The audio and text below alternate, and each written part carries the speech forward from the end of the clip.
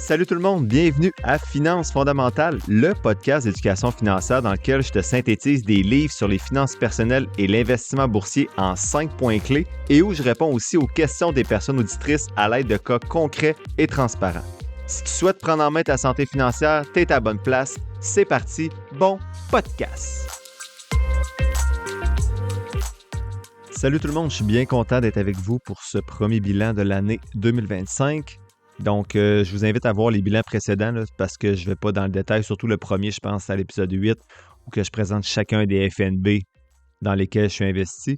Je vous rappelle aussi que je ne vous dis pas quoi faire. L'objectif de présenter ce bilan-là, c'est juste que vous m'accompagniez là, dans mon aventure vers mes objectifs financiers. Le premier, c'était remplir mes comptes fiscaux, ce qui n'est pas encore fait.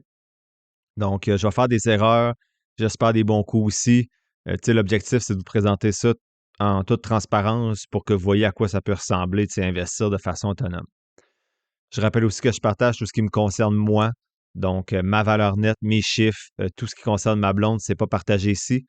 Elle n'était pas confortable, puis bon, ça n'apporte pas de plus-value de toute façon, là, le principe demeure le même, mais elle, son REER CELI, c'est tout dans exécuté de façon autonome, passive, là, donc c'est pas très compliqué.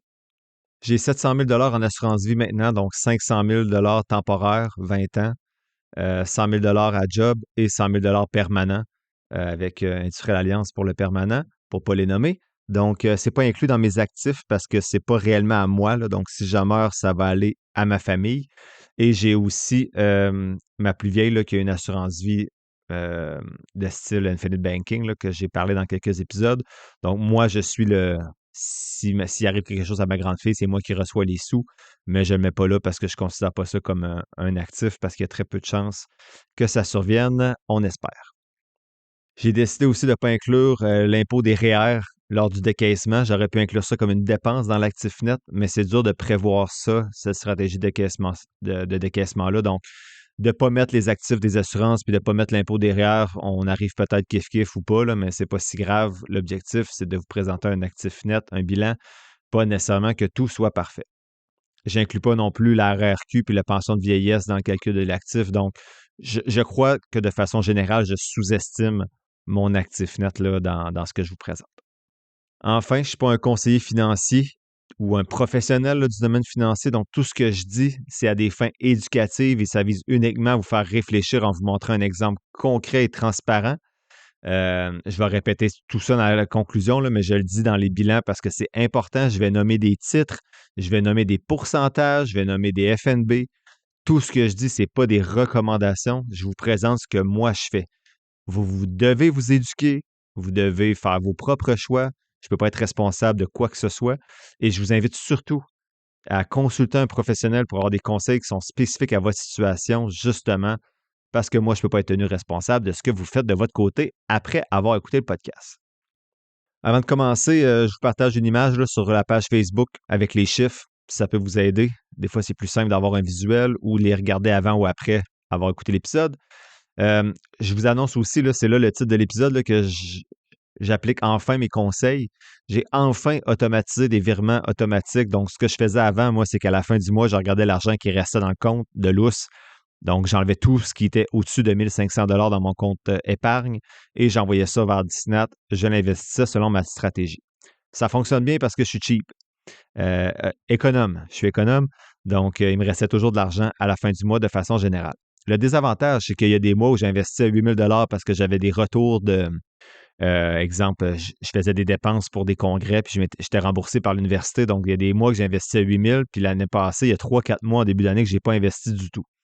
Donc, j'ai automatisé ça pour m'assurer qu'à chaque mois, j'investis 1 500 dans mon CELI.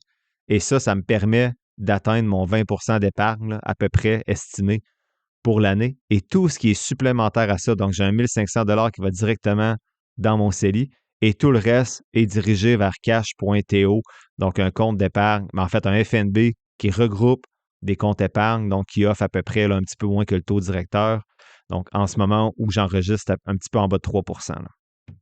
Mais ton capital est protégé. Donc, ce cash-là, c'est vraiment pour, le cash.to, c'est pour ce qui est fonds d'urgence dans mon cas, plus tout ce qui est projet à court, moyen terme. Parce que je vais vous parler d'un épisode, en fait, je vais vous parler d'un livre dans l'épisode 131 dans le mois de mai, Die with Zero, exceptionnel. Donc, moi, il faut que j'apprenne à dépenser. C'est pour ça qu'avant, en mettant tout ce qui restait à la fin du mois, j'investissais beaucoup, mais j'avais toujours un stress de dépenser. Alors que là, j'ai automatisé mon 20 d'épargne. L'autre 10 c'est pour mes filles dans le REE et les assurances. Donc, je sais que ce 20 %-là est là et tout le reste va dans cash.to pour me gâter ou aussi pour investir s'il y a une baisse du marché boursier. Donc, on va dire que me gâter, moi, des fois, c'est d'investir quand il y a un crash. Mais on va voir tout ça. Mais bref, je me suis restreint à 1500 $ par mois pour respecter ma stratégie et le reste est disponible à court ou moyen terme au besoin. Donc, je suis peut-être rendu à peu près là, à 12-13 000 dans cash.to, donc 5 000 de fonds d'urgence et 7-8 000 là, pour me gâter ou investir s'il y a une baisse des marchés prochainement. Je me suis quand même acheté quelques petits trucs, mais bon, on ne change pas nos habitudes de dépenses non plus en quelques semaines, comme on ne change pas nos habitudes de dépenses non plus en quelques semaines. On y va pas à pas. Et je voulais vous dire aussi que si moi je tombais dépensier demain, j'aurais vraiment pas une bonne stratégie pour ne pas dépenser. Donc, j'ai pas de budget. Mes virements ne sont pas tous automatisés dans des comptes spécifiques. Donc, je vous donne beaucoup de conseils sur le podcast, mais je ne suis pas parfait non plus. J'ai la chance d'être économe de nature, donc j'ai pas de problème à ce que j'en ai à la fin du mois. Assurément, si je plongeais dans un budget, je pourrais peut-être économiser 300-400$ de plus par mois, mais moi, ce n'est pas mon défi actuellement. Donc, je vous dis plein de choses sur le podcast, je vous fais plein de synthèses de livres, plein de bons conseils, j'espère, mais vous prenez ce qui convient à votre situation, bien sûr. Dans mon cas, moi, je suis bien heureux. Je ne mets pas beaucoup de temps dans cette gestion-là. J'en mets beaucoup plus dans ce que j'aime, qui est l'investissement, la fiscalité. Donc, faites ça. En fait, le message à retenir, c'est que je vous présente un bilan aujourd'hui, puis ça va un petit peu dans le même sens. C'est qu'il y a plein de choses que je fais dans ma situation qui ne fonctionnent peut-être pas dans la vôtre. Il faut ajuster ça au contexte de chacun. Donc, on commence avec les actifs. Dans mon compte chèque personnel, j'ai actuellement 4 500$ à peu près. Pourquoi un petit peu plus? D'habitude, j'ai 1500 à peu près. Le reste est redirigé vers l'investissement ou cash.to. Je garde un petit peu plus dans mon compte personnel en ce moment parce que j'ai des impôts à venir. Là. Quand j'enregistre, je n'ai pas encore reçu les informations officielles pour mes impôts de ma comptable. Donc, d'habitude, je reçois un petit retour d'impôt dans ma déclaration, mais cette année, je n'ai pas mis de REER et j'ai fait un revenu là, de un petit peu plus que 10 000 $ pour le podcast sur lesquels je n'ai pas payé d'impôt encore. Donc, je me garde un petit lousse pour payer ces impôts-là bientôt. Sinon, dans le compte conjoint, on a à peu près 2 800 $ pour les dépenses courantes. Donc, ma part à moi, c'est à peu près 1 400 là. Pour le CELI, je suis rendu à 118 400 $ à peu près. Donc, j'ai investi 5 400 $ dans les 3 derniers mois dans mon CELI. Mais là-dedans, c'est pas juste du CELI investi, comment je pourrais dire ça. Il y a du cash.to. Là. Donc, si vous faites 1500 x 3, ça donne 4500. Fait que j'ai à peu près mis 900 $ là, de surplus dans cash.to pour me gâter que je n'ai pas encore fait dans les 3 derniers mois. Donc, le CELI a augmenté là, depuis les 3 derniers mois de 7 300 $. Donc, c'est à peu près là, 1 900 $ de rendement que j'ai fait dans mon CELI dans les 3 derniers mois. Et je ne vous présente pas les rendements là, précis. Je le fais juste une fois par année parce que c'est complexe. Parce qu'il faut que j'élimine tout ce qui est à mes filles. Il faut que j'élimine aussi le cash.to qui diminue mes rendements ou qui les augmente dans des mauvaises années. Donc, c'est un petit peu des calculs qu'il faut que je fasse. Fait que je le fais juste une fois par année parce que c'est pas quelque chose qui me passionne. Je fais une petite pause pour vous parler de Christine Pelletier, qui est conseillère en sécurité financière et représentante en épargne collective chez GFM Groupe Financier. Je me rends compte avec tous mes accompagnements qu'il y a certaines personnes qui peuvent être intimidées par l'investissement autonome ou qui ont tout simplement pas la même passion que moi pour gérer leur placement. Si vous vous reconnaissez là-dedans, Christine pourrait être la personne pour vous accompagner. Avant de vous la référer, vous pouvez être sûr que j'ai fait tous les devoirs que je vous dis de faire avec les personnes qui vous accompagnent pour vos finances et je lui ai posé toutes les questions qu'on a vues jusqu'à maintenant sur le podcast. Christine est en plus une fidèle auditrice du podcast et c'est une vraie passionnée de finances. Elle utilise une approche personnalisée et ajuste son accompagnement selon vos besoins. Et plus beau dans tout ça, c'est qu'elle offre des FNB indiciels comme je vous suggère de le faire depuis le début du podcast. Elle peut aussi vous accompagner pour vos besoins d'assurance vie, d'invalidité et de maladies graves. Vous trouverez toutes les informations nécessaires pour la contacter dans la description de l'épisode. Merci à Christine Pelletier et GFM Groupe Financier d'aller au-delà de la finance et de soutenir le podcast. À noter que les fonds communs de placement sont offerts par Investia Services Financiers Inc. Salut, c'est encore moi. J'aimerais éliminer les publicités automatiques de Spotify qui sont parfois en anglais. Donc, c'est pourquoi je vous propose de profiter de ma voix mielleuse ou utiliser la vôtre pour promouvoir vos services ou vos produits sur le podcast. Plusieurs forfaits sont présentement disponibles à moindre coût. Donc, écrivez-moi et on s'en jase si vous êtes intéressé. Sinon, mon CELI est réparti de la manière suivante. J'ai 70% dans des FNB indiciels. Donc, dans ce 70%-là, il y a la moitié, donc 50% qui doit être dans XUU, qui suit le marché américain. J'ai actuellement 49% dedans, donc je respecte la pondération. Pour XIC, qui est le marché canadien, je dois avoir à peu près 15% du 70%, donc à peu près un sixième, à peu près. J'ai 30% dans XEF, qui est à peu près respecté. Là. J'étais à 31%. Ça, c'est un FNB qui suit les pays, en fait, l'indice international, excluant États-Unis, Canada, bien sûr. Et j'ai VEE qui suit les marchés émergents, qui doit être à 5%, et je suis à 5%. Donc, je respecte bien ma répartition dans mes différents FNB pour mon CELI canadien. J'ai 25% dans des titres individuels. Donc, j'ai 7 titres en ce moment. Je vous les nomme en ordre. Donc, j'ai InMode, INMD, qui est vraiment le titre que j'ai le plus là, et de loin. J'avais Visa, qui était deuxième position, mais je l'ai vendu en mars. Pas parce que c'est une mauvaise compagnie, parce que je jugeais qu'elle était rendue surévaluée. Donc, j'ai pris mes profits. C'est probablement une erreur. Les compagnies comme Visa peuvent continuer de monter assurément. Donc, c'est peut-être une erreur, mais je l'ai fait. Je vais probablement racheter du Visa à un moment donné dans ma vie. C'est une excellente compagnie.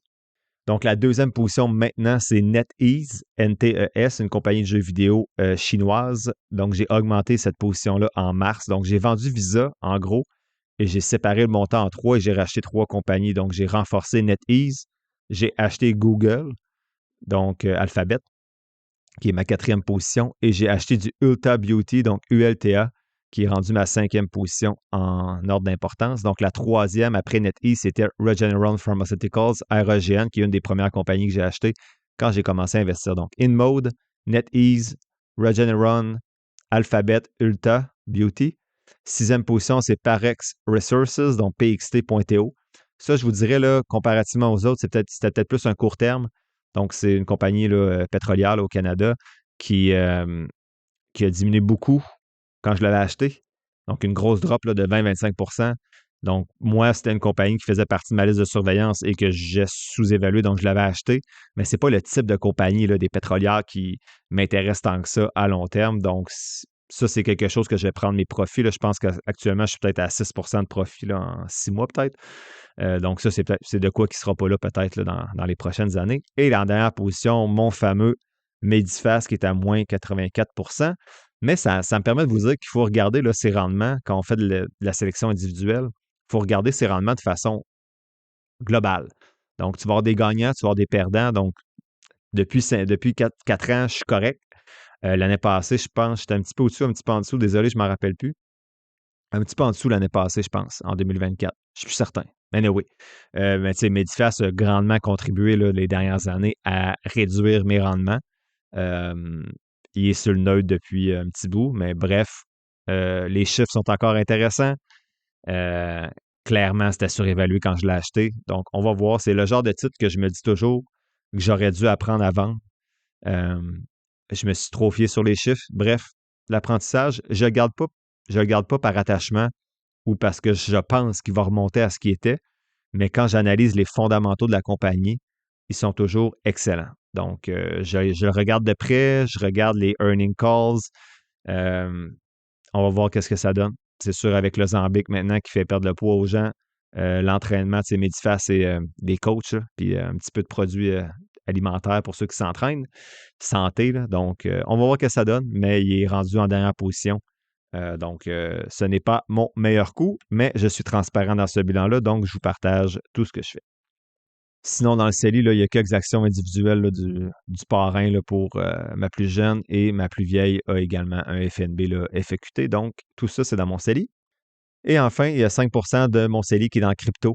Donc, j'ai 4,2% dans le Bitcoin et 0,8% dans l'Ethereum. avec BTCX et ETHX qui sont des FNB. Sinon, pour mon REER, j'ai 67 000 à peu près, là, j'arrondis. Donc, ça a augmenté environ de 800 depuis 3 mois. C'est seulement des rendements parce que je n'ai pas investi dans mon REER dans les 3 derniers mois. Sinon, j'ai un REER collectif hybride au travail qui a une valeur actuellement d'à peu près 95 000 donc ça n'a pas bougé depuis le dernier bilan. Le REE de mes filles, mon capital est toujours à 40 000 comme lors du dernier bilan. Le REE est rendu à peu près à 81 000 là, donc il y a 41 000 pour les études de mes filles à date d'accumuler là dans XEQT et GEQT. Je vais vous parler un petit peu plus là, de comment je vais décaisser. Dans un épisode probablement là, au début d'automne, sur le décaissement du REE, je vais être beaucoup plus clair dans ma stratégie. Autant que je peux être clair là, 8 ans avant que ça arrive, là, mais je vais faire mon possible. Sinon, pour les comptes non enregistrés, j'ai 0 donc mes comptes fiscaux avantageux au niveau fiscal ne sont pas encore pleins, donc je n'ai pas encore rien dans les comptes non enregistrés. Ma maison, toujours 325 000 mon auto, 22 700 à peu près, en termes si je la revends. Rien dans l'immobilier, je vais peut-être l'enlever bientôt, et parce que ce n'est plus dans mes intérêts, et les prêts privés, à peu près là, 1 300 sur une plateforme que je ne nomme pas. Donc, au total, mes actifs, c'est à peu près 675 000 là, en ce moment. Si on regarde les passifs, le seul passif que j'ai, donc j'ai pas rien sur la carte de crédit, rien sur la marge, donc le seul passif que j'ai, c'est mon hypothèque qui est à peu près en fait, qui est exactement à 61 120 Donc, j'ai 61 120 au total dans mes passifs. Si on prend mon actif moins mon passif, ça nous donne à peu près 614 000 Donc, si vous avez entendu une petite coupure ici, c'est parce que j'allais nommer l'actif net, mais je m'étais trompé dans mon chiffre. C'était le même chiffre que l'actif. Donc, il a fallu que je retourne dans mon fichier Excel. Donc, c'est à peu près 614 000 pour l'actif net. C'est une augmentation d'à peine 0,7 là, depuis le dernier bilan et ça inclut le capital. Donc, les rendements ont été à peu près au neutre là, depuis les 3 derniers mois. Pour le portefeuille net, donc si je vendais tout ce que j'avais en termes de liquidité, CELI, REER, etc., fonds de pension, j'aurais à peu près 327 000 une augmentation de 1,2 depuis le dernier bilan. Donc, c'est pas mal ça pour le premier bilan de l'année 2025. Donc, la semaine prochaine, le prochain épisode, je vais vous présenter le livre The Income Factory de Steven Bavaria, écrit en 2020. Je vais aussi vous partager une petite image là, qui résume les 25 derniers épisodes. Sinon, ce jeudi, ça va être la rediffusion de l'épisode 28, donc le petit livre pour investir avec bon sens de Jack Bogle, un excellent livre. Et enfin, ce jeudi, je vais vous présenter les 4 compagnies qui étaient sur ma liste de titres potentiels dans ma dernière analyse de septembre passé, soit Alphabet, NVR Inc., NVR, Cadence Design Systems, CDNS et Ulta Beauty. Donc, Alphabet et Ulta Beauty font maintenant partie de mes investissements. Donc, lorsque je vais dans l'analyse que j'ai envoyée à mes personnes abonnées pour le mois de mars 2025, ils apparaissent dans la liste de surveillance. L'épisode tire à sa fin, j'espère que tu l'as apprécié. Si c'est le cas, je t'invite à le partager et à t'abonner au podcast, en plus de mettre quelques étoiles ou de le liker selon la plateforme sur laquelle tu m'écoutes. Tous les liens pour me soutenir sont quelque part dans la description de l'épisode. N'oublie pas que les informations communiquées dans le podcast sont dans un but strictement éducatif, ce ne sont pas des conseils financiers. Je t'invite à consulter un professionnel pour des conseils spécifiques à ta situation parce que je ne peux pas être tenu responsable de tes décisions financières. Comme je le dis depuis un petit bout, je ne suis pas un expert, prends donc pas ce que je dis pour du cash, fais toujours tes propres recherches. Sur ce, merci d'avoir passé un peu de temps avec moi aujourd'hui et on se voit dans le prochain épisode de Finances fondamentales.